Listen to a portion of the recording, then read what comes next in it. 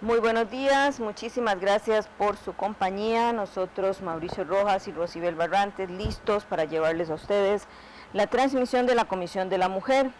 Esta comisión recibirá este día a José Luis Bermúdez Madrid, es el presidente ejecutivo de Limas. La intención de las legisladoras y el legislador que integran este grupo legislativo es conversar sobre el expediente 20.822.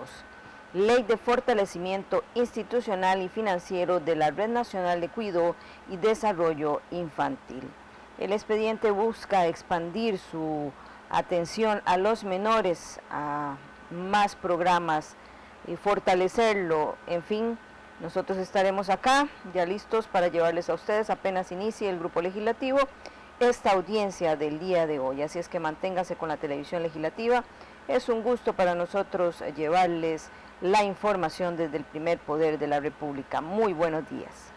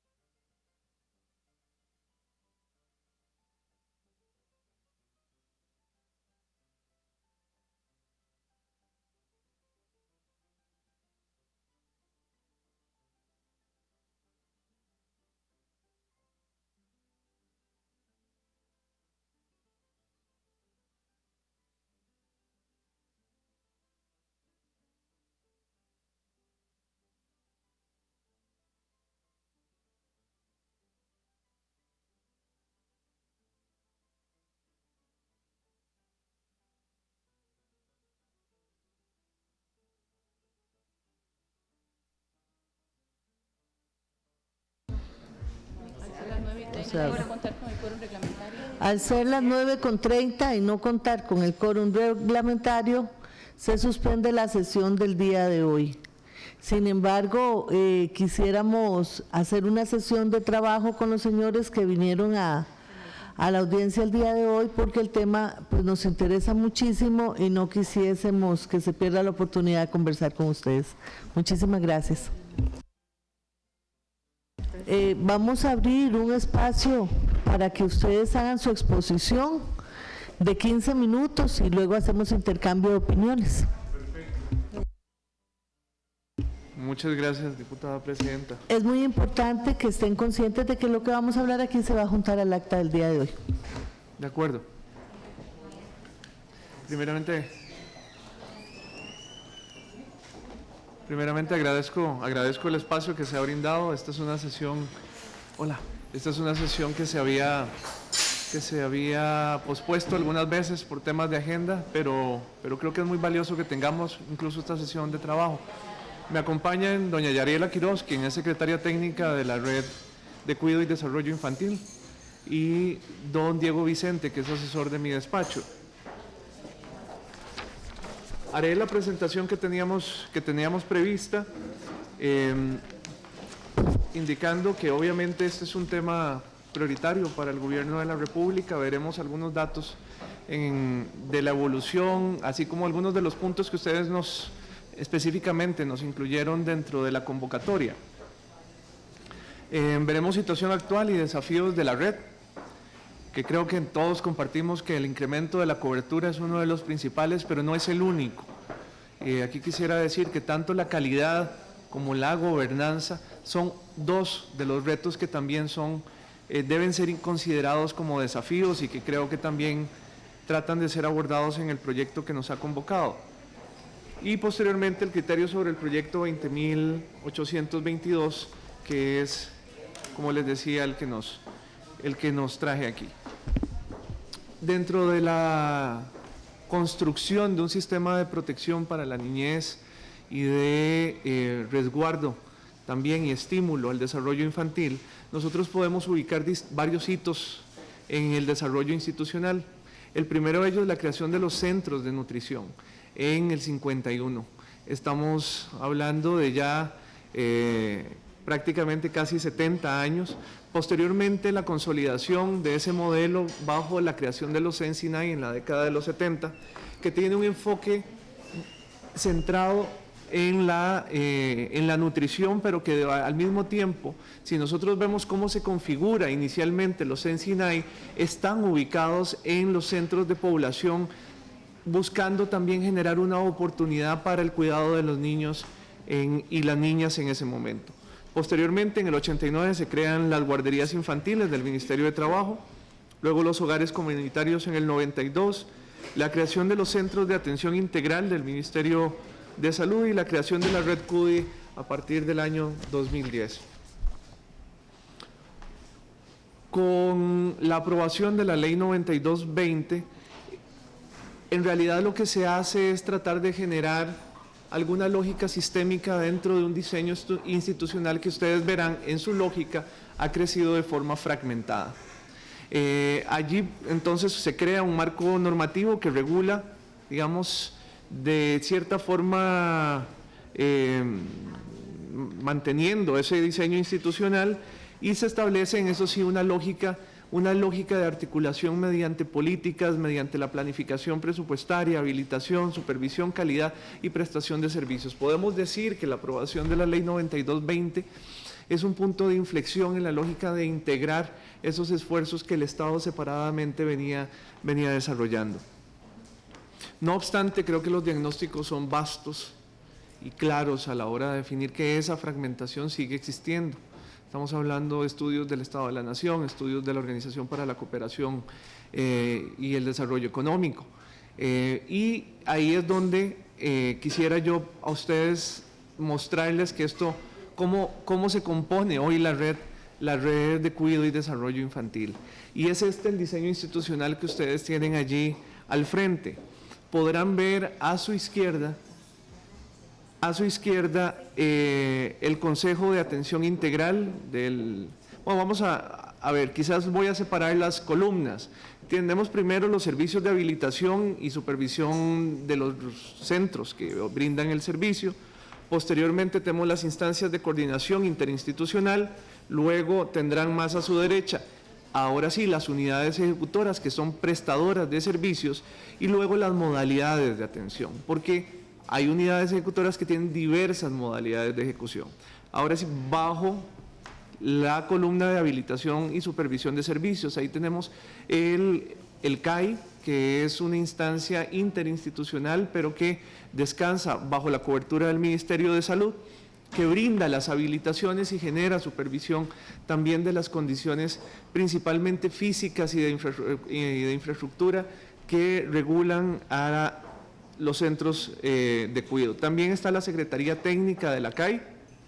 Posteriormente, para efectos de articulación interinstitucional, que quizás este es el principal logro de la Ley 9220, se configuran 3 estructuras que vemos a continuación. La primera de ellas es la comisión consultiva, que en distintos espacios hemos dicho que el nombre probablemente no es el más adecuado, porque en realidad sí es la instancia decisora, no es una instancia consultiva.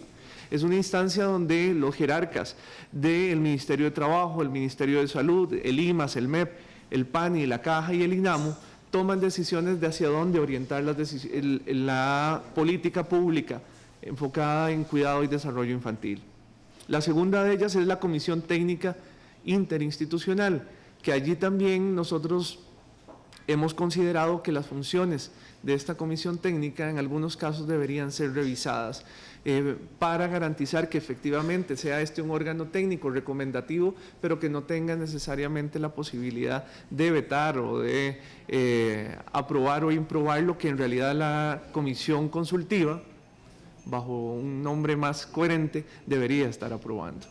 Luego la Secretaría Técnica de la Red de Cuidado, que es la que lidera doña Yariela, que es la instancia que permite generar el seguimiento a los acuerdos de ambas instancias y garantizar la continuidad de la política pública y su implementación entre las instituciones. Ahora bien, ¿quiénes prestan los servicios?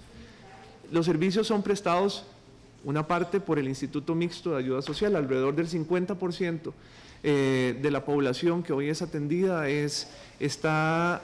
recibe un beneficio de parte del IMAS para que sea o bien atendido en una alternativa privada o atendido en un SECUDI o atendido en Casas de la Alegría, que son las modalidades de atención que ustedes ven. Entonces, una unidad ejecutora, en este caso la de IMAS, atiende 3 modalidades de prestación de servicios. Luego tenemos al PANI, que tiene los centros infantiles diurnos de atención integral, conocidos como los CIDAI. Luego las municipalidades, que tienen los SECUDIs, pero que reciben financiamiento del IMAS, y el CENSINAI, que tiene los centros de nutrición y educación, así como los centros infantiles. Entonces, esa es lo que nosotros llamamos una estructura relativamente, digamos, dentro del análisis de sistemas de protección social, una estructura relativamente fragmentada, pero que poco a poco hemos ido dándole coherencia a partir de la creación de la Ley 9220. Aquí vamos a ver algunos datos de cobertura y yo creo importante mencionar que la red no ha dejado de crecer. Y esto lo digo porque hay varios foros públicos en los cuales algunas personas han dejado decir que ha bajado la cobertura de la red de cuidado, y eso no es cierto. Contundentemente tengo que decir que no es cierto. Ustedes podrán ver que solo entre el 2014 y el 2018 ha habido un incremento de 20,000 cupos, pasando de cerca de 36,000 a 56,000 niños y niñas que son atendidos anualmente en las distintas alternativas. Y si vemos cuáles son las unidades ejecutoras que han crecido más, pues han sido el CENSINAI, que también tiene una ley que le ha permitido incrementar el alcance tanto territorial como de cobertura nominal, como el Instituto Mixto de Ayuda Social, que ustedes lo verán en color azul. Estos datos se los podemos dejar para efectos de que ustedes los analicen. Y adicionalmente nos hemos planteado que sobre la línea base del 2017, esos 52.000 cupos que esté ahí, el Plan Nacional de Desarrollo y también el Plan de Gobierno han planteado un incremento no visto anteriormente en un periodo de 4 años, que estamos hablando de 40.000 niños y niñas adicionales.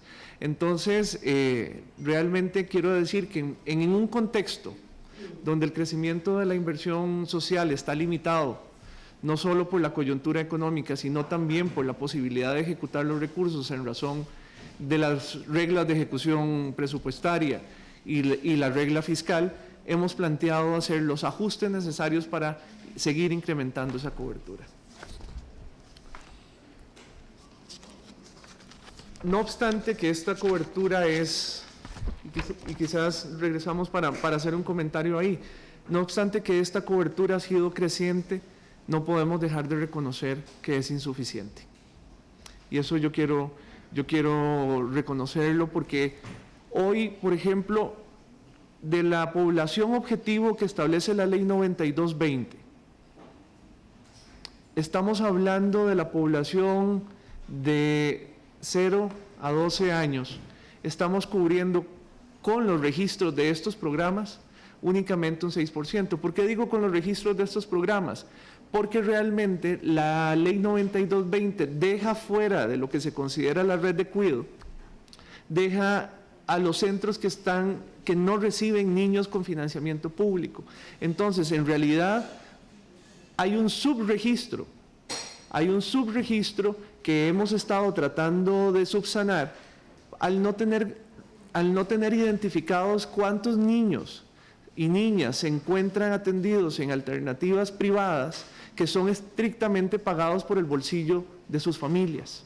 Entonces, aunque es solo un 6% de la población 0 a 12, insisto, ahí nosotros estamos haciendo un esfuerzo desde la Secretaría Técnica para pedir a todo centro privado que nos dé también el listado de aquellos que no están financiados con recursos públicos, de tal manera que podamos tener certeza de cuál es la brecha que nos queda por atender.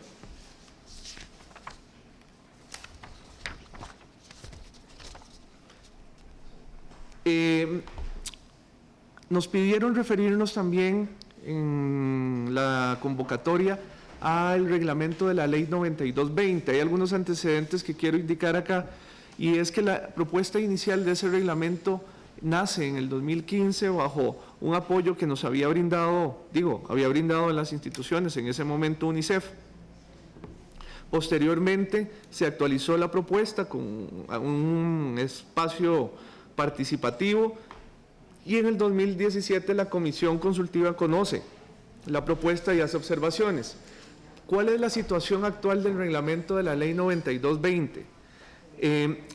Este año 2019 la Comisión Consultiva ya aprobó la propuesta final que fue remitida al Departamento de Mejora Regulatoria del MEIC.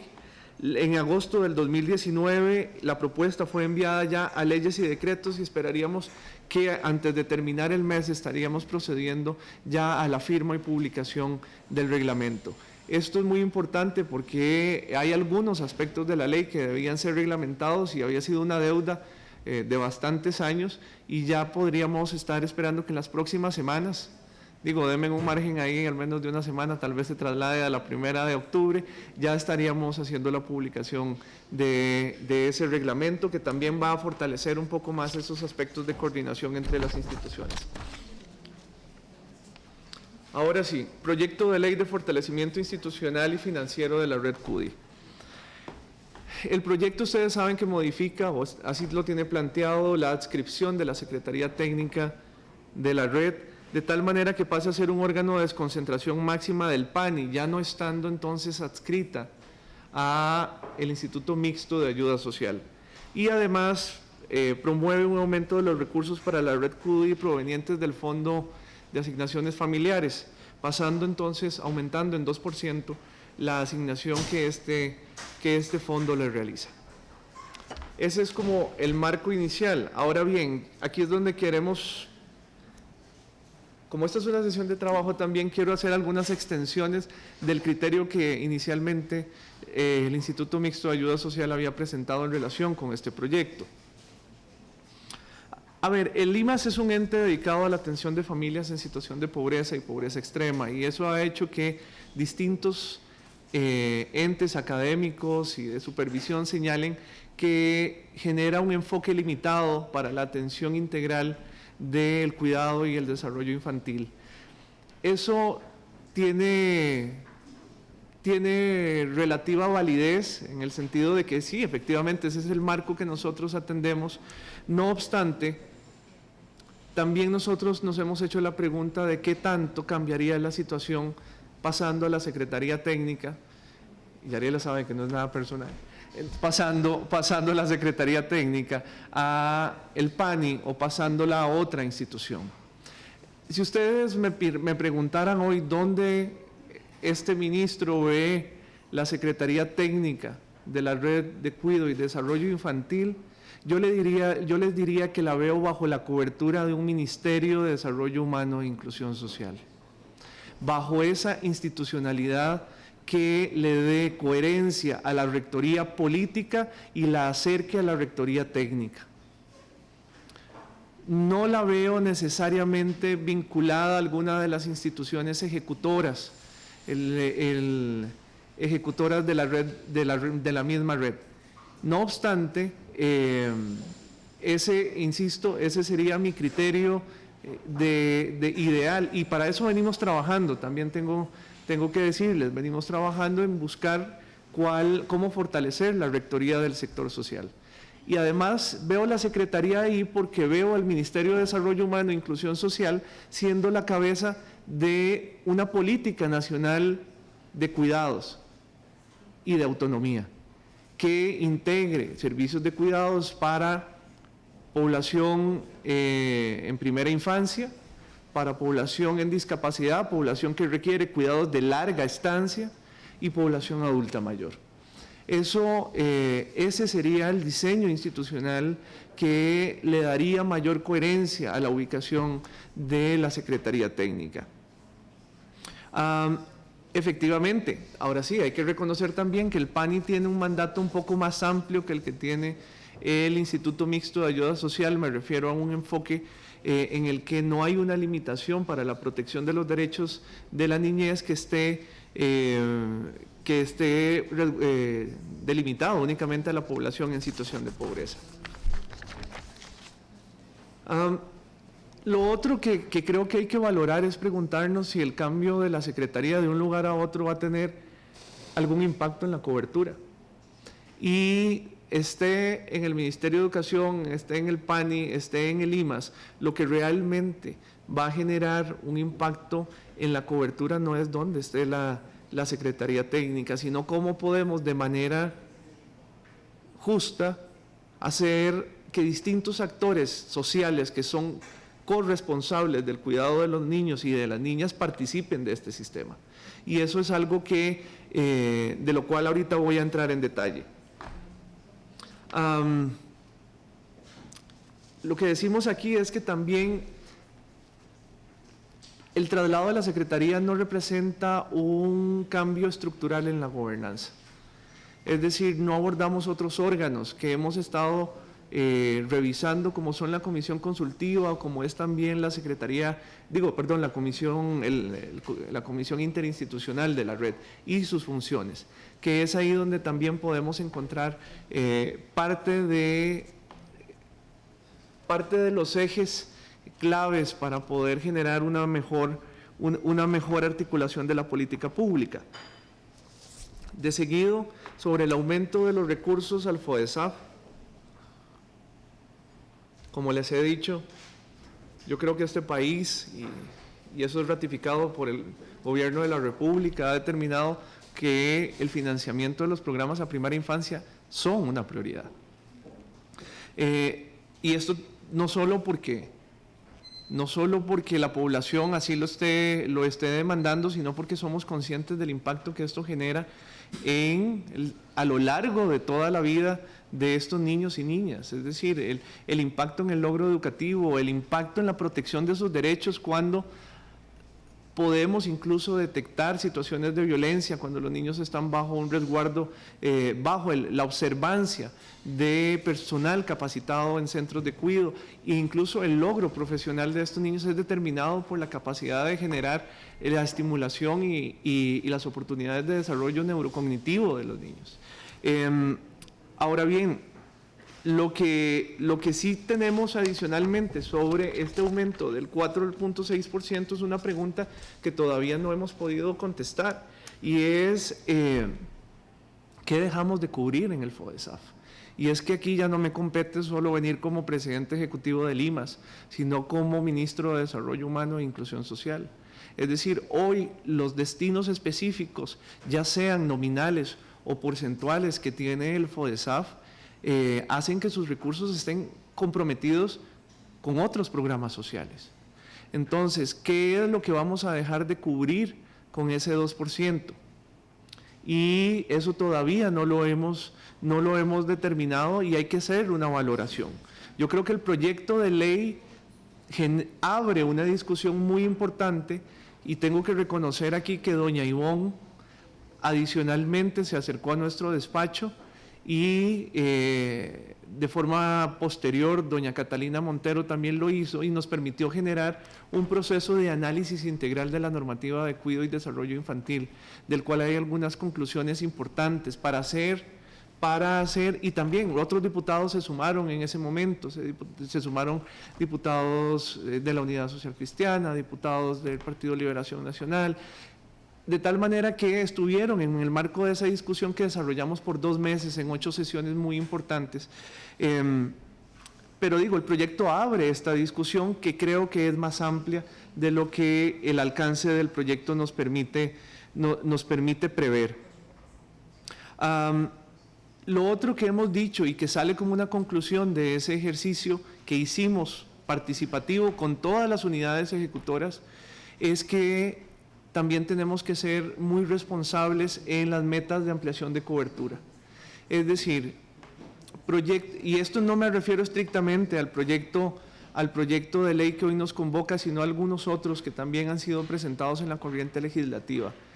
Ampliar la cobertura a otros sectores poblacionales, sabiendo que hoy todavía, como les digo, hemos venido creciendo de forma creciente, ampliando la atención a niños y niñas, pero que esta es todavía insuficiente, y ampliarla a otros segmentos. Esto nos generaría una expectativa de derechos que no hemos podido resolver como país, y ya no como gobierno, como país, cómo solventarla.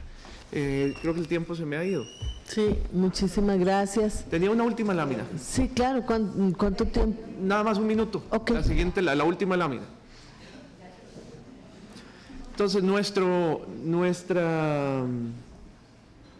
conclusión alrededor de estas reflexiones es que debemos impulsar una reforma integral que mejore el modelo de articulación entre todas las unidades ejecutoras, que eso sí, debemos estar muy claros de que esto tenga factibilidad y sostenibilidad financiera, y que también nos permita ampliar la cobertura a familias de ingresos medios, que es donde hemos estado viendo un reto que hemos tratado de atender con algunas medidas administrativas, pero que vale la pena considerar dentro de la normativa de orden legal.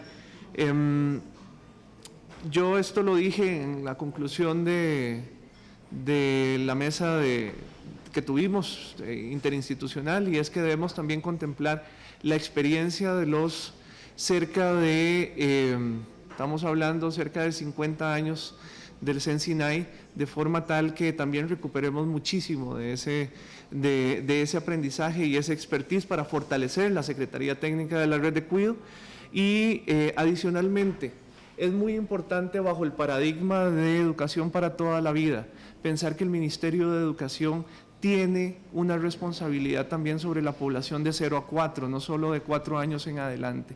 Y eso ha llevado a que ya tengamos algunas acciones en las que el Ministerio de Educación nos permite tener personal docente en alternativas como las de CEN-SINAI, pero que también creemos que una de las fórmulas para avanzar en cobertura es sobre todo donde hay soluciones o hay oportunidades de educación para jóvenes y adultos, dígase en el MEP o dígase en el INA, allí también debería haber una oportunidad de cuidado cercano y en el mismo centro educativo para los padres y madres que allí participan.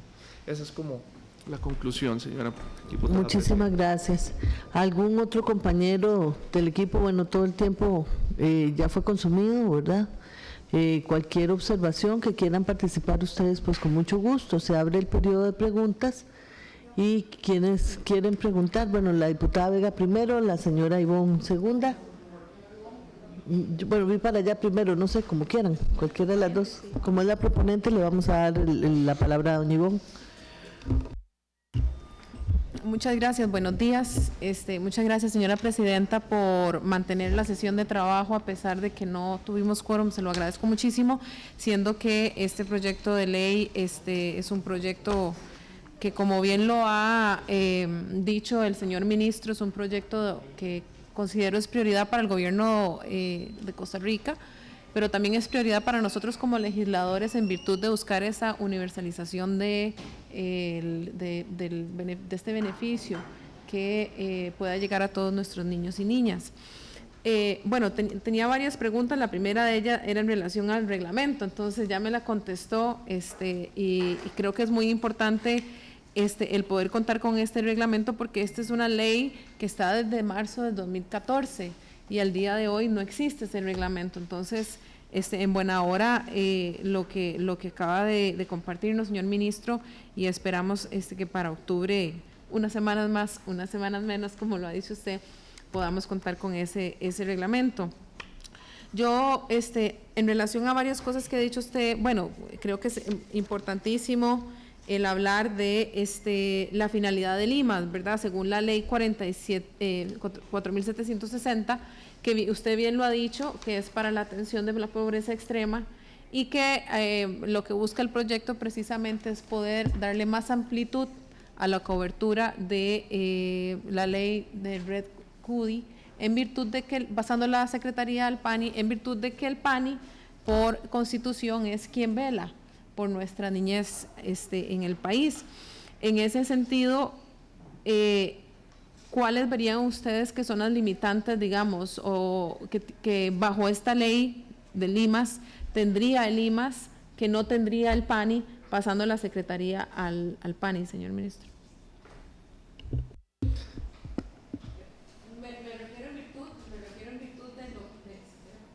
Me refiero en virtud de la misma ley en sí, ¿verdad? Y la cobertura que tiene la ley del IMAS y la responsabilidad constitucional que tiene el PANI. Sí, yo quisiera contestar indicando que la ley 9220 crea un servicio de acceso universal y así lo plantea como aspiración. Muchas veces yo he hecho el paralelismo de decir que cuando décadas atrás quienes nos antecedieron hablaron de la universalización de los seguros sociales, lo plantearon en un momento donde aquello se mostraba difícil de alcanzar.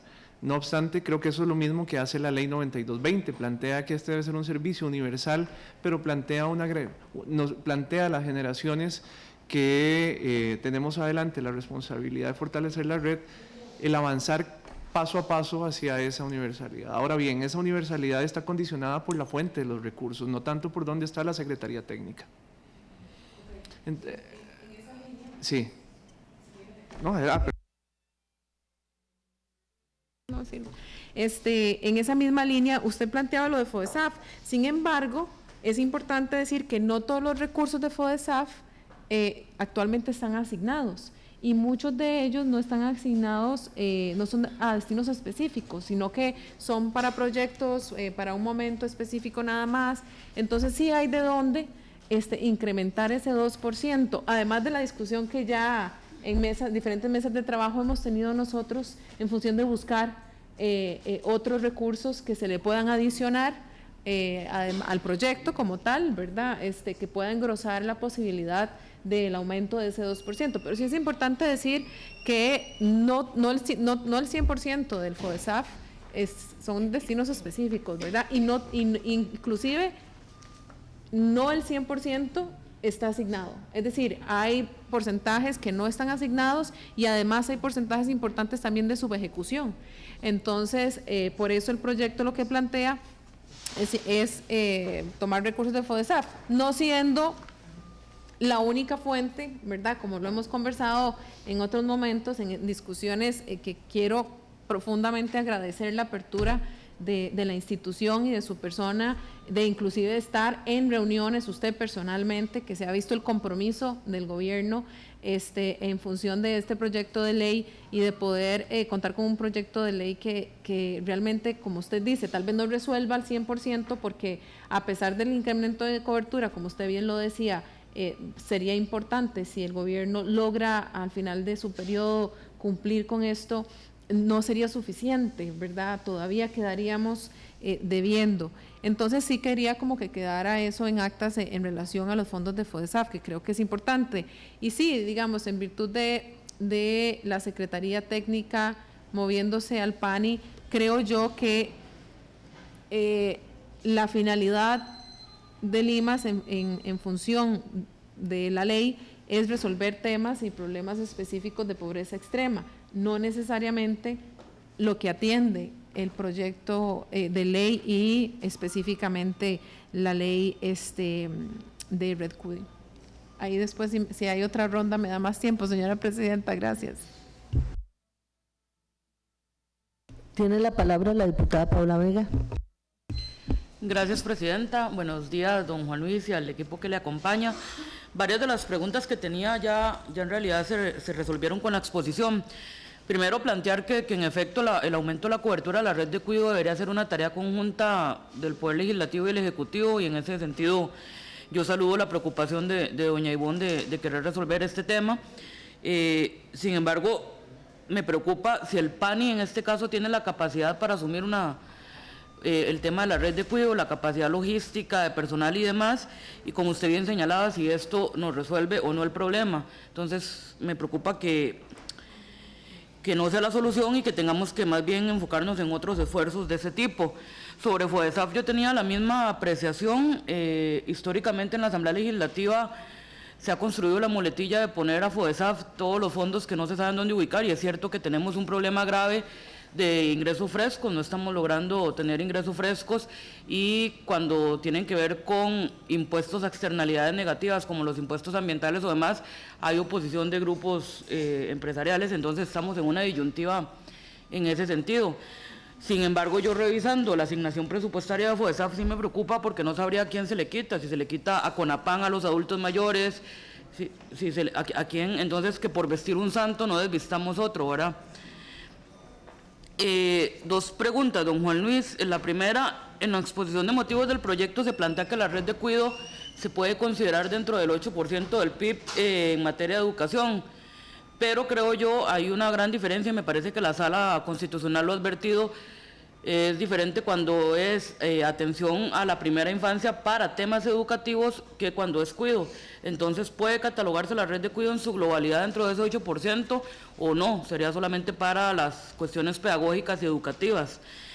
Y el segundo, que no sé si se resuelve en este proyecto o en otro, ¿cuáles son las soluciones que está viendo Limas para acabar, y estando en la Comisión de la Mujer me parece importante señalar esta pregunta, para acabar con esa lógica perversa que se ha dado en el sistema, que cuando una mujer accede a un trabajo o percibe un poco de ingresos, inmediatamente deja de ser una persona, una beneficiaria de la red de cuidado? Entonces estamos en una lógica perversa que no deja a las mujeres poder superarse y tener el cuidado al mismo tiempo.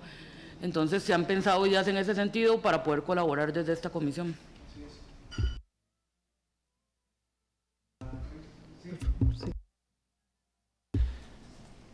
Un par de consideraciones acá.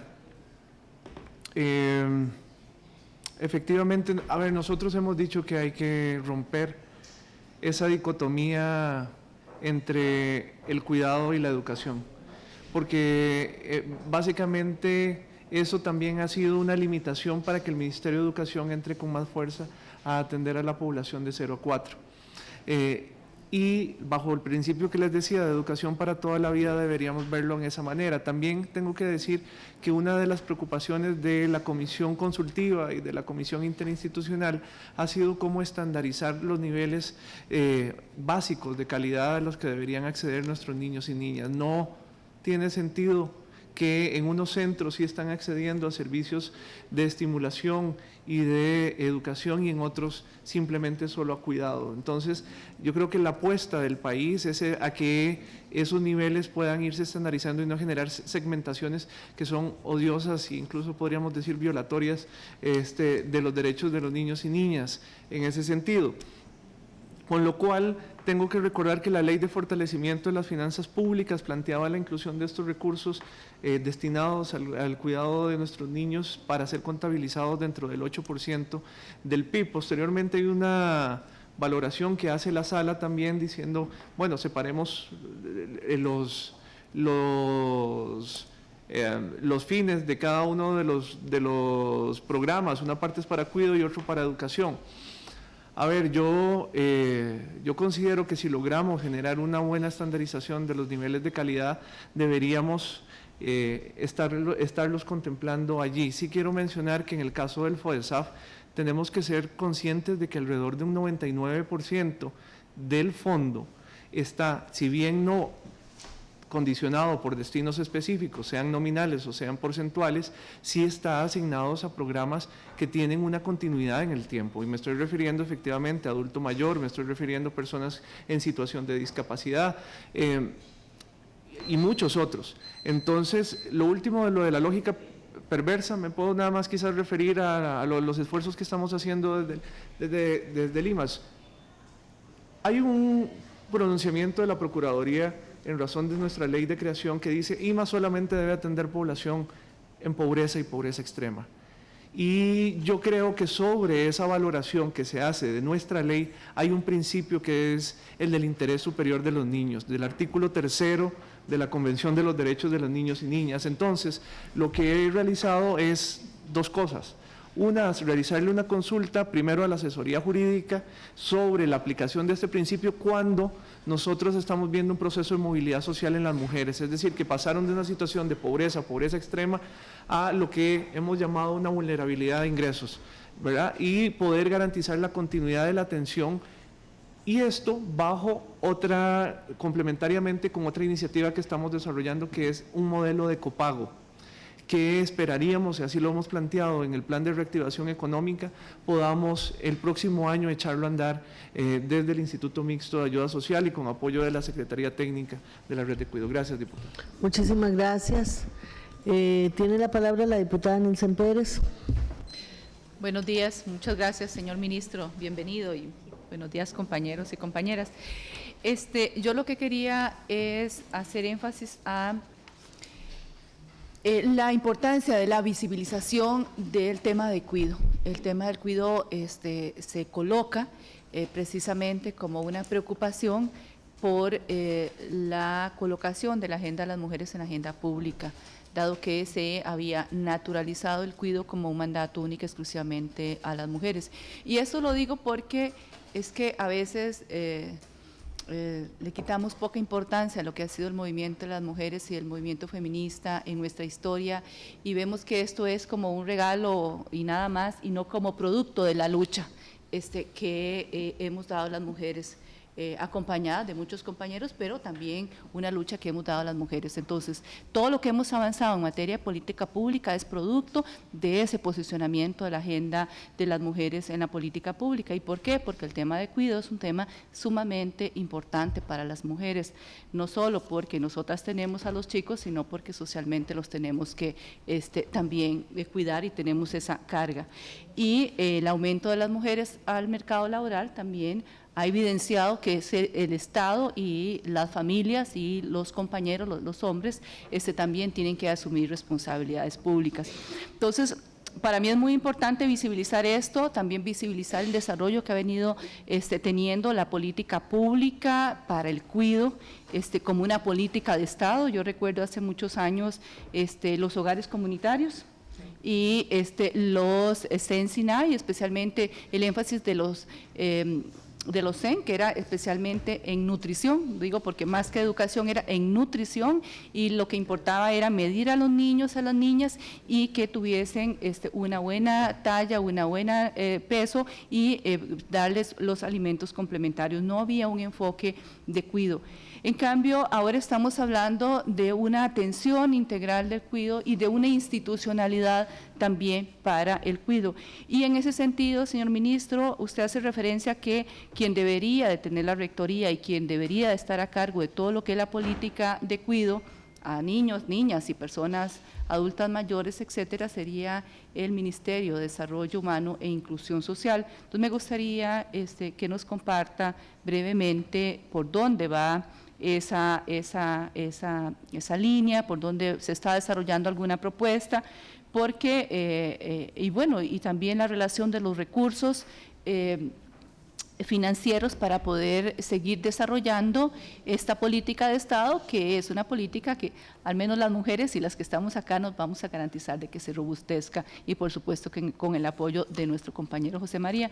Y por último decir que me gusta mucho ese enfoque de cuidado y autonomía, porque el cuidado, si bien tiene que ver con niños y niñas, realmente pasa por todas las etapas y el ciclo de la vida humana.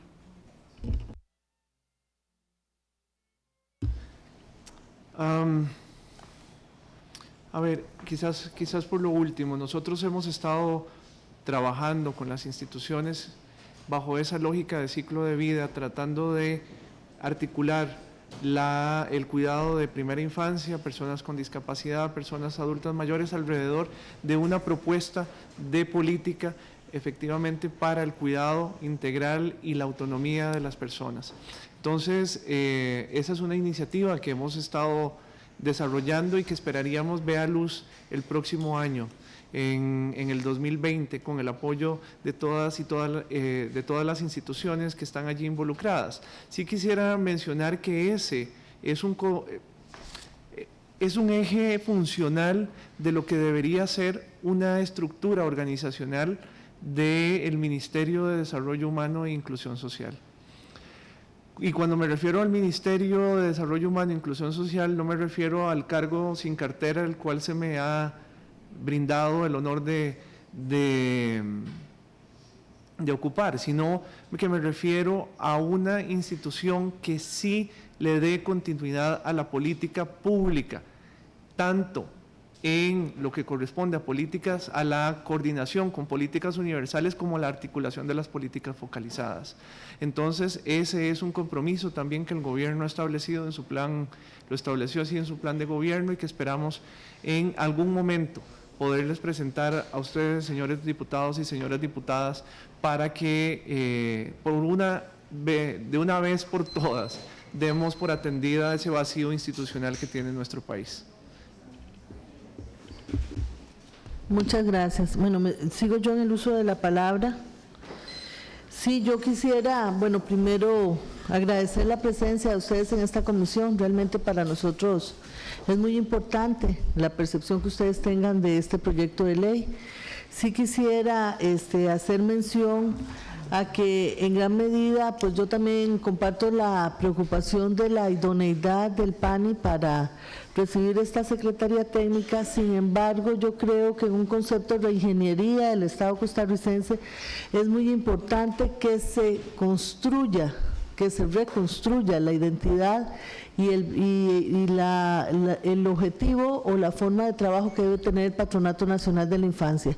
Yo considero que el PANI es una institución estratégica para el país, considero que tiene la legitimidad social necesaria para ser robustecido y fortalecido, y considero no solo eso, sino que definitivamente debemos mantener ese rango constitucional con relación a la población de niñez y de adolescencia en Costa Rica.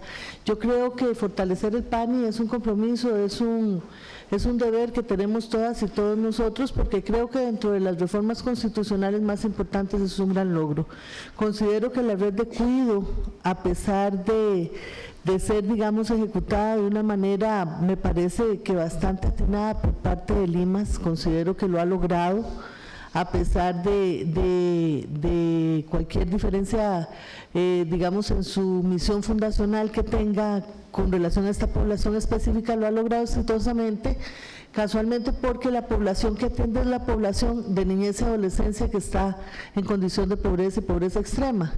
Pero sí creo que dentro de un enfoque más holístico, más integral, sí deberíamos plantear la necesidad de la reconsideración del PANI para que sea como ente rector y con una reingeniería correcta quien se dedique a estos temas de niñez y adolescencia. Me preocupa el transitorio 2, quisiera saber su criterio, en el sentido de que apunta que se trasladarán de pleno derecho al Patronato Nacional de la Infancia a las plazas que fueron aprobadas por la autoridad presupuestaria para la Secretaría Técnica del REDCUDI. Entonces, ¿cómo ven ustedes eso? Y el transitorio número 3 también hace el señalamiento de que en un máximo de 6 meses, a partir de la vigencia de la ley, se dé la creación de plazas no existentes con base en los requerimientos de personal que la Secretaría de la RECUDI presente ha manifestado por medio de instancias respectivas al PANI y que se adicionen al manual descriptivo de los puestos de la institución. Desde su experiencia, ¿usted cree que esa sea una forma de fortalecer la red de cuidado? Vamos a ver. Yo quiero mencionar, y no sé si tal vez reiterar, pero de una forma más clara, que el hecho de trasladar la Secretaría Técnica al PANI no hace que se trasladen los programas ni la población beneficiaria. Es decir, seguimos manteniendo el IMAS, una cobertura que es de alrededor del 50% de niños y niñas. El PANI sigue ejecutando desde los SIDAI y el CEN-SINAI sigue atendiendo su población. Entonces, en realidad, hoy la Secretaría Técnica, que es un órgano desconcentrado del IMAS, también lo único que se hace es pasar a que sea un órgano desconcentrado del PANI. Y eso, insisto, digamos, no cambia la naturaleza ni la cobertura de los programas que hoy se ejecutan para atender a los niños y niñas. En forma particular, sobre las plazas, hoy la Secretaría Técnica cuenta con un total de 15 plazas, incluyendo la de la Secretaria Técnica, doña Yariela, y digamos, el traslado de las mismas en sí es parte de una modificación institucional como esta. Sin embargo, yo y creo que sí hay que fortalecer, y tengo que decir eso sí, creo que hay que fortalecer, sea en el IMAS o sea en el PANI, el personal con el que cuenta la Secretaría Técnica. Ahora bien, con estudios bien fundamentados, como lo dice también el transitorio tercero. Y por último, yo les digo, mientras la Secretaría esté vinculada como rectoría técnica que tiene de la red a la rectoría política, me parece que es válido cualquier cambio. Por ahora yo les diría que ese cambio es mantenerla cerca del Ministerio de Desarrollo Humano e Inclusión Social, más bien, no el cambio, sino que es importante que se mantenga también vinculada a las autoridades políticas.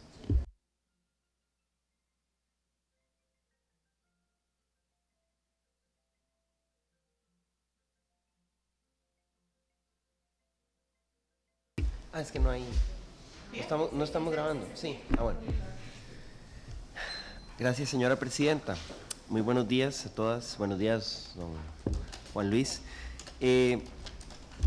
Nosotros tenemos aquí, en la discusión de este proyecto de ley, una decisión política que tomar. Estamos ante una disyuntiva sobre cuál es la mejor forma de estructurar la red de cuidado. Coincidimos en esta comisión sobre los objetivos que queremos: ampliar la cobertura, mejorar su funcionamiento, ampliar ampliar los recursos para financiarla. Pero tenemos dudas sobre la mejor forma de hacerlo. Tenemos ante nosotros dos propuestas, dos modelos, y entonces a mí me gustaría que usted nos ayude a dilucidar cuál es el mejor camino a seguir, o cuál es por lo menos la posición oficial suya. Yo sé que usted lo ha expuesto más o menos, pero le pediría que sea más claro, más concreto. Una opción es la que se plantea en el proyecto, donde se le traslada la Secretaría Técnica que está en el IMAS se le traslada al PANI. Tiene sus pros, ¿no? Lógicamente, las competencias constitucionales del PANI, aunque también uno podría argumentar que el enfoque de la red de cuidado no se puede ver solo desde la perspectiva de la niñez, sino desde la parte social, de las oportunidades para las familias. Pero bueno, es cierto que el PANI tiene esa competencia constitucional y que el IMAS tiene una competencia más limitada. Tiene sus contras. El PANI es una institución que ha demostrado gran debilidad en el ejercicio de funciones de rectoría. No es capaz ni siquiera de cumplir con sus tareas básicas de protección de la niñez en condición de violencia. Tampoco es eficiente fiscalizando y dándole seguimiento a los albergues. La red de cuidado es mucho más grande. No veo al PANI con capacidad en el corto plazo de hacer eso eficientemente. Del otro lado estaría la opción de que el IMAS mantenga la Secretaría Técnica, pero que se reforme la ley para ampliarle sus competencias, de manera que no sea únicamente respecto a la red de cuidado en situación de pobreza o pobreza extrema, sino que se amplíe la competencia en esa materia y que haya una coordinación con el PANI. ¿Cuál es el modelo que técnicamente usted recomendaría? ¿Y qué estudios podemos buscar para tener claridad sobre el camino de ese modelo? Porque es claro que el órgano puede estar en un lado o en el otro, pero dependiendo de dónde esté, se van a facilitar los procesos o se pueden complejizar las acciones de coordinación. O sea, ya la gente se queja de que para poder acceder a la red de cuidado es un proceso burocrático, que hay que ir a IMAS. Entonces, ¿cómo hacemos para que sea un proceso más eficiente y que mejore la coordinación institucional? Teniendo claro que están esas dos propuestas sobre la mesa. Quizás porque lo mencioné anteriormente, pero voy a tratar de ser bien claro. El modelo en el cual yo considero que podríamos brindar realmente un marco institucional adecuado y que requiere un análisis más integral del sector social es realmente estructurando un Ministerio de Desarrollo Humano e Inclusión Social que esté a cargo de un sistema nacional de cuidados donde la primera infancia, las personas con discapacidad, los cuidados de larga estancia y las personas adultas mayores funcionen sin encontrar problemas en las interseccionalidades de la atención que hoy sí presentan. Entonces, ese sería, insisto, el modelo ideal. El modelo que creo que le permitiría dar una adecuada gobernanza, porque sería una instancia que, como les decía, logra generar una coordinación entre las políticas selectivas y las políticas universales y al mismo tiempo ejercería rectoría sobre las instituciones, sobre las unidades ejecutoras. Ese, digamos, es el modelo al cual incluso lo estamos usando de referencia para en algún momento en el transcurso de los próximos meses y años quizás presentarles una muy buena propuesta de reforma del sector social. No obstante, hoy sí hay efectivamente pros y contras. Hoy hay contras en el sentido de que siguiendo un órgano desconcentrado en el IMAS, la Secretaría tiene la potestad de ir más allá del mandato, digamos, en su visión de ir más allá del mandato de pobreza o pobreza extrema que sí tiene el IMAS. Lo que el IMAS hace es facilitarles los recursos técnicos y financieros para operar, cosa que no debería ser tan distinta en el PANI. Pero lo que sí pasa es que al pasar al PANI, los funcionarios de la Secretaría Técnica entiendo que verían una vez mejora en los términos de sus remuneraciones. Eso para tenerlo ahí de por medio.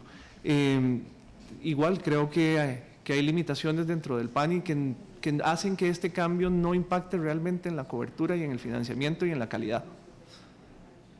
Entonces, digamos, aquí básicamente hay un cambio dentro del marco institucional, pero el verdadero cambio en la cobertura lo vamos a obtener cuando, en razón de esa injustificada recarga que le hemos dado a nuestras mujeres de atender el cuidado de las personas en nuestras familias, podamos realmente generar una corresponsabilidad ya no solo del Estado, sino también de las empresas y también de las familias y también de las comunidades y lograr obtener recursos frescos de forma innovadora para atender el cuidado, porque realmente solo para alcanzar la universalización de la red de cuidado tendríamos que crecer en 50.000 cupos, hoy estamos en 56.000, 50.000 cupos anuales de aquí al 2034. Entonces, ese es un gran reto que tenemos. Muchas gracias. Me había solicitado la palabra a doña Ivonne Acuña. Entonces vamos a darle a doña Ivonne y a doña Paola 2 minutos a cada una. ¿Les parece? ¿Cuánto ocupa? 3 minutos. Bueno, 5 minutos. Doña Paola, ¿usted cuántos necesita? 4 minutos para doña Paola. ¿Vos cuántos? Ajá. ¿Cuántos querés? 4 minutos. ¿Está bien, José María? Es que tenemos que ver una reunión que tenemos que coordinar después de la reunión, y lo que no quiero es que nos haga en las 11 y que no podamos ver ese punto también. Gracias. Voy a tratar de ser lo más rápido. Muchas gracias. Más puntual.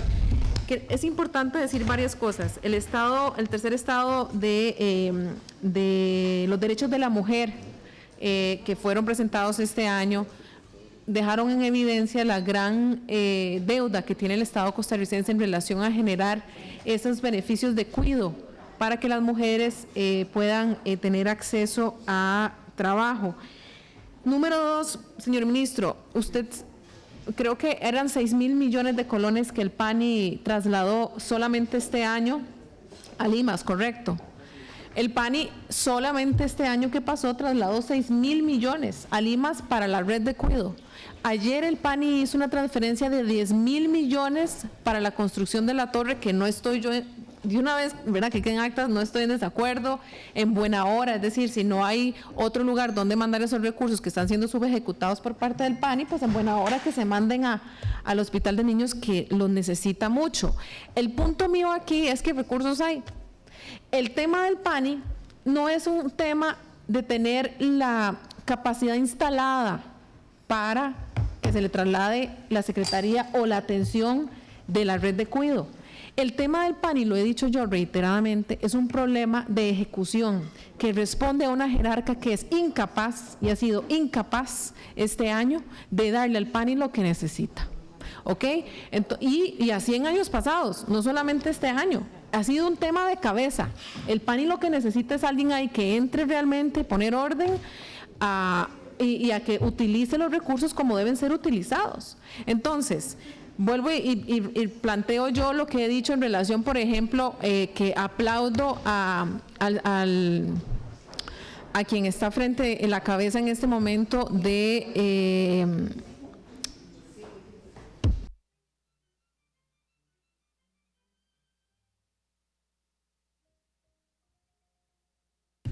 el INA.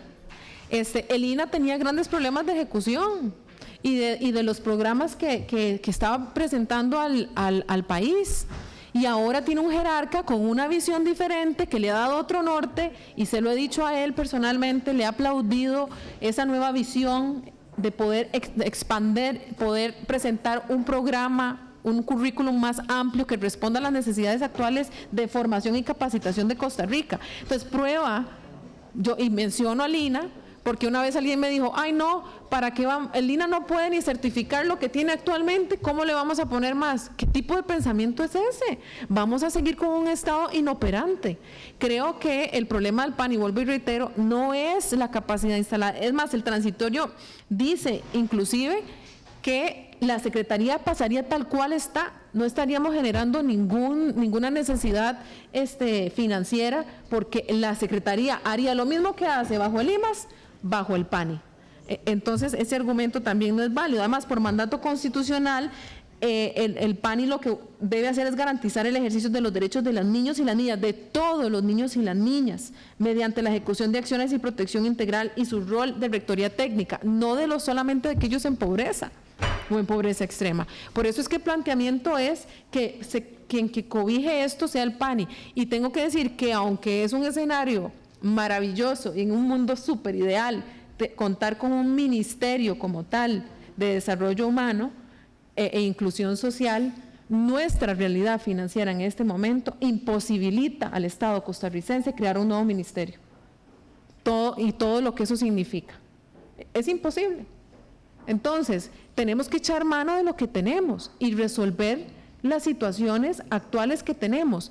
Y el planteamiento del proyecto va en virtud de eso, de qué forma expedita podemos nosotros resolver este problema, de qué forma expedita podemos ampliar esa cobertura y fortalecer financieramente la red de cuidado. Eso es lo que busca el proyecto, porque claro, en un mundo ideal, imagínate todo lo que podríamos meter en ese ministerio y sería una maravilla, pero bueno, tal vez en otro momento financiero y económico del Estado costarricense, no en este. Vuelvo y reitero, los fondos de FODESAF no todos son asignados por ley, y muchos de los programas que menciona el señor ministro y de los fondos que son asignados, esos programas son asignados por prioridad política, no por ley, ¿verdad? No digo que esté mal, es decir, CONAPAM, por supuesto, no podemos desvestir a CONAPAM, pero sí hay recursos dentro de FODESAF que ni siquiera están asignados y están siendo subejecutados en este momento, además de los fondos que ya he mencionado del PANI que traslada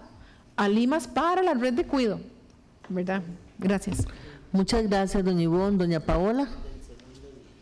Gracias, presidenta. Yo tengo una pregunta operativa y una más de corte filosófico. La operativa es, y es una duda que me acaba de saltar, siendo distinto el régimen de empleo del PANI al de Limas, ¿se podría hacer la movilidad horizontal así tan fácilmente o habría que hacer una liquidación de funcionarios? Y si fuera el caso, ¿cuánto costaría esta liquidación de funcionarios? Porque me parece que es un costo que habría que tener en cuenta. Y en esa misma línea de los costos, aprovechando el operativo, entendí que la idea de un nuevo Ministerio de Desarrollo Humano e Inclusión Social no generaría más egresos porque sería convertir la estructura actual de Limas con otras competencias y con una rectoría. Digamos, la reingeniería sería más de carácter legal, institucional que financiera y de personal. ¿Me pueden explicar por ahí? Y la filosófica era, si nosotros debemos migrar, más bien, y creo que iniciaba un poco en esa discusión el diputado Villalta, a una modalidad de un sistema universal de corresponsabilidad del cuidado, y es importante la palabra corresponsabilidad, porque hay que quitar ese chip social de que el cuidado es de las mujeres y de que el cuidado es solo hacia los infantes, porque existen personas discapacitadas, adultos mayores, diversas situaciones familiares que van a requerir de una u otra manera el cuidado. Entonces, queriendo migrar a un modelo de corresponsabilidad social del cuidado, es ideal volver hacia atrás, digamos, y poner la Secretaría Técnica en el Patronato Nacional de la Infancia, que justamente vuelve a este concepto y a esta semántica de que el cuidado es solamente de la infancia y solamente para mujeres con sus infantes. Entonces, de repente, esto podría ser un obstáculo para ampliar estas capacidades estatales en materia de cuidado universal. Entonces, esas tres preguntas. Sí, muy rápidamente. A ver, estaríamos hablando de un traslado de funcionarios de Limas, bueno, de la Secretaría que están financiados por el Limas. Habría que ver si el PANI tiene recursos para entonces cubrir ese gasto que hoy estará realizando el Limas, eso por un lado. Dos, no podría asegurar lo de la liquidación, tendría que consultarlo, pero sí hay que pensar que aquí podría aplicarse el tema de un patrono único bajo el Estado. Pero, insisto, hoy no tenemos claridad del costo de una potencial liquidación si hubiese que hacerla. Y dos, de si el PANI tiene los recursos para asumir ese gasto operativo sabiendo que hoy además está sujeto a la regla fiscal. Eso planteándolo, quiero plantearlo ahí claramente. Luego, el otro tema de la rectoría. Efectivamente venimos haciendo un análisis. El esquema que salió publicado en La Nación el pasado 11 de abril de cuál iba a ser el diseño de un Ministerio de Desarrollo Humano e Inclusión Social que lo sentaba sobre la estructura administrativa y jurídica de Limas, no es necesariamente esa la línea que vayamos a traer, porque todavía no está completamente estructurada, pero sí va en el enfoque de no generar un gasto adicional, sino aprovechar la institucionalidad que ya hay para generar un ordenamiento. Entonces, ese planteamiento ideal sí es posible, pero queremos hacerlo bien y estamos realizando con Mideplan el análisis respectivo para traerlo oportunamente en los próximos meses a la Asamblea Legislativa como un proyecto que ustedes puedan analizar. Lo último era el tercer punto, el filosófico. Sí. Exacto, yo hoy quiero decirles esto, a ver, ¿cuál es el problema que tenemos aquí al frente? El problema que tenemos aquí al frente es cobertura de un servicio que creemos indispensable para el desarrollo de nuestros niños y cómo financiamos entonces el crecimiento de esa cobertura. Salud. Si queremos abrir esa discusión, yo creo que el proyecto lo hace, es sano para el país, pero no necesariamente el traslado de la Secretaría lo soluciona. Insisto en eso. Hoy los recursos que el país tiene asignados para cuidado y desarrollo infantil nos dan la cobertura que hemos proyectado. Necesitamos recursos nuevos y de forma innovadora, ahora sí. Si Costa Rica no debería estar pensando más bien en migrar hacia un concepto de cuidado más universal que englobe adulto mayor, personas con discapacidad y demás, y no seguir cayendo en ese modelo que habla solamente madre, hijo y mujer, infante. Que debemos hacerlo. Y justo hacia eso iba. La única forma de encontrar modelos, además, innovadores para el financiamiento, es pudiendo entender la corresponsabilidad que nace incluso desde el autocuido, el cuidado familiar, el cuidado de la comunidad y subsidiariamente la acción del Estado acompañando en cada uno de esos procesos a lo largo de esos distintos momentos en los que una situación de dependencia hace que necesitemos de otra persona para hacer al menos una de nuestras actividades de la vida diaria. Entonces sí debemos verlo de esa forma integral y por eso le apostamos a un sistema nacional de cuidados. Muchísimas gracias, muy buena la respuesta, muchas gracias. Don José María. Sí, dos cosas, señor ministro. Para crear un ministerio de Desarrollo Humano e Inclusión Social no se ocupa ninguna ley, usted es el mejor ejemplo de eso. Realmente, en cuanto a la rectoría y a la coordinación sectorial, el Poder Ejecutivo tiene amplias potestades conferidas por la Ley General de Administración Pública para definir y redefinir sectores y ejercer la rectoría coordinada de las distintas instituciones que existen. Si lo que se quiere es fusionar instituciones del sector social con el IMAS, para eso sí se podría ocupar una ley, ¿verdad? Pero los sectores que mejor funcionan tienen un ministerio rector con competencias que las ejerce y una institución más ágil que no está en el gobierno central que ejecuta, ¿verdad? En el Estado ese es el modelo que ha funcionado y ustedes en el caso de Limas tienen eso o podrían tenerlo si se ejerce bien la rectoría.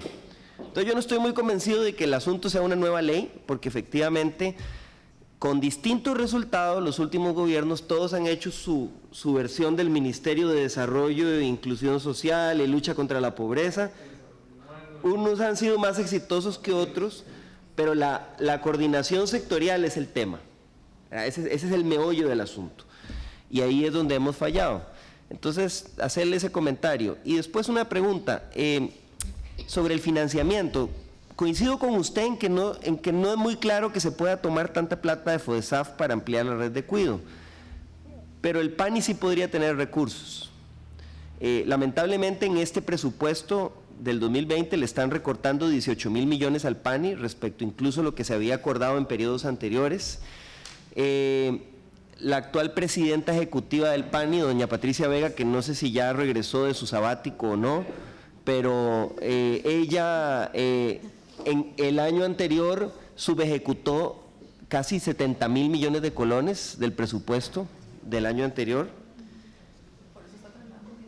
De ahí, como no le sobra la plata, puede trasladarla a otras cosas, pero de ahí se podrían tomar recursos para ampliar la red de cuidado. Al menos era la propuesta original del acuerdo Pisa-Alvarado, que no sé si ya lo botaron a la basura o todavía se mantiene, pero era la propuesta original del acuerdo Pisa-Alvarado. Entonces también me gustaría oír su opinión sobre eso. Dos cosas, efectivamente basta un decreto para crear un ministerio sin cartera. No obstante, lo que ha pasado es que ese ministerio ha sido bastante nómada. Y usted se acordará que ha pasado por el Ministerio de Salud, ha pasado por el Ministerio de Vivienda, ha pasado por el Ministerio del Trabajo, ha pasado por la Presidencia Ejecutiva de Limas, y eso sí ha sido un problema en la continuidad de las políticas públicas. Efectivamente, es necesario, tengo que decir, que alinear, y esto es uno de las premisas que tenemos en nuestro análisis, alinear rectorías técnicas con rectorías políticas. Vea, por ejemplo, el caso del CONAPAN. ¿De cuál rectoría política depende? De la del Ministerio de la Presidencia. Y mientras que la del CONAPDIS depende de la del Ministerio del Trabajo. Entonces, sí hay necesidad, digamos, de hacer ese alineamiento entre, insisto, rectorías técnicas y rectorías políticas, y dejarlo sentado de una vez por todas para que no sea que vayamos a encontrarnos una rectoría del sector social en una institución muy atípica por alguien que se ponga muy creativo en el camino. Entonces, esa sí es, digamos, una de las motivaciones que nos lleva a nosotros a pensar en la necesidad de algo más que un ministerio sin cartera. Lo otro que creo que mencionaba, a ver, tal vez don José María, usted me recuerda nada más el otro punto que abordó el segundo.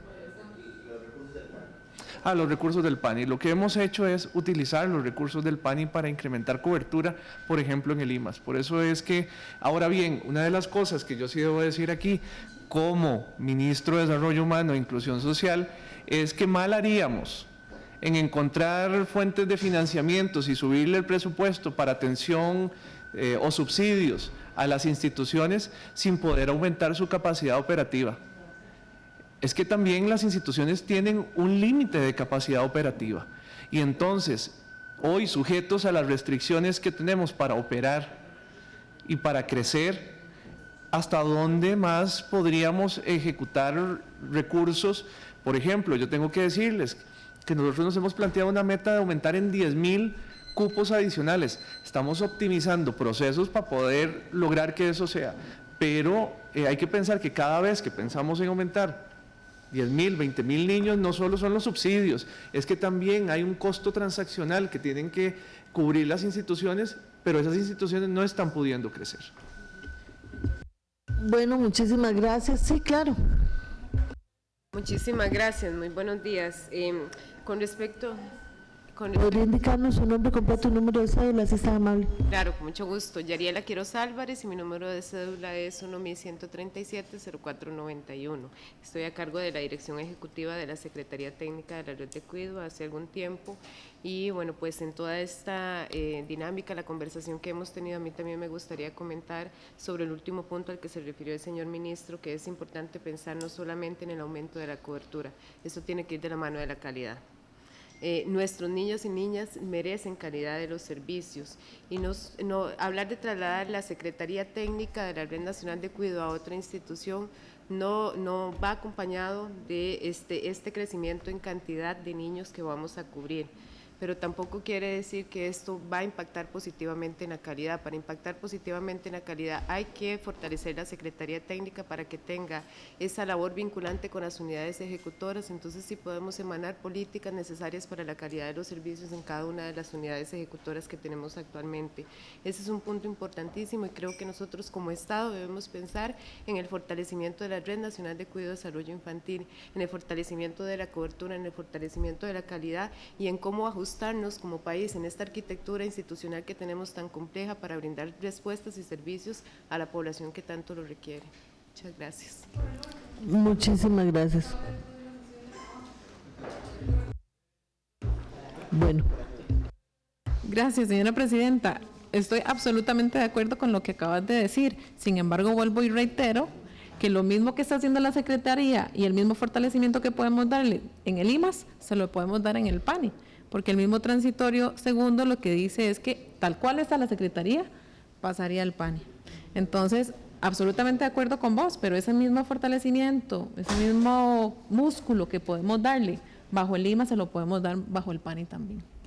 Muchísimas gracias. Bueno, vamos a cerrar aquí esta sesión de trabajo para ver algunos asuntos que nos quedan de la comisión, y les damos las gracias una vez más por acompañarnos, y muy agradecidos, de verdad.